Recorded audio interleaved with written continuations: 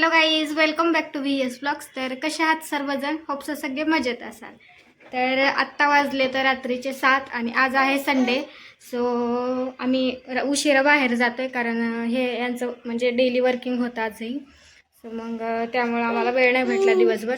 पण दिवसभर ऊन होतं, थोडंसं 4-5ला पाऊस आलेला आणि त्यानंतर आत्ता परत अजून व्यवस्थित झालं आहे वातावरण. सो म्हटलं चला गणपती आले तर आणि आम्ही बाहेर नाही गेलो आहे अजून गणपती पाहायला, दर्शन घ्यायला देवाचं. सो म्हटलं जाऊयात. तर बघूया आपण, आता मी दाखवते, एक्सप्लोअर करते इथले भोसरीतले बरेचसे गणपती.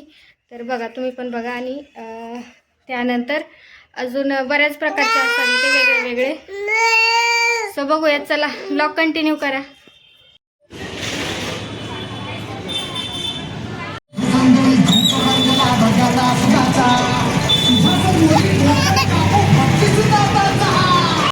सो मी शंभूला घेऊन बाहेर गेले होते आणि इथं एवढा क्राऊड होता ना, आणि ते DJ वगैरे त्यांचा आवाज, सो ते सगळं बघून शंभू रडायला लागलेलं खूप जास्त.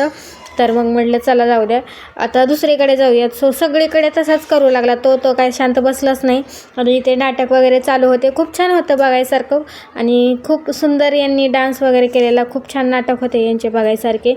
सो यावेळेस काही आम्हाला म्हणजे वेळच भेटला नाही आणि शंभूही तेवढा काही शांत बसला नाही. सो बघा तुम्ही कसं वाटते तुम्हाला.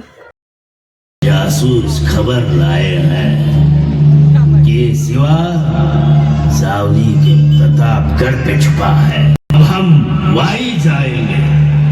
तर हे थोडंसं नाटक पाहिलं आम्ही आणि त्यानंतर आम्हाला असं जाणवलं की शंभू काही शांत बसणार नव्हता, कारण तो कंटिन्युअसली रडत होता. असं म्हटलं ठीक आहे जाऊ द्या, असंही मजा नाही आहे काय बघण्यामध्ये ते जर रडत असेल तर, कारण माझं लक्षच लागणार नाही नक्की काय चाललं आहे. सो ठीक आहे जाऊ द्या म्हणलं, पुढच्या वर्षी आपण तुम्हाला नक्की गणपती एक्सप्लोअर करूयात. यावर्षी थोडंसं बाळ असल्यामुळं नाही जमलं. सो ठीक आहे, चला ब्लॉग कसा वाटला नक्की सांगा आणि लाईक शेअर सबस्क्राईब नक्की करा. बाय.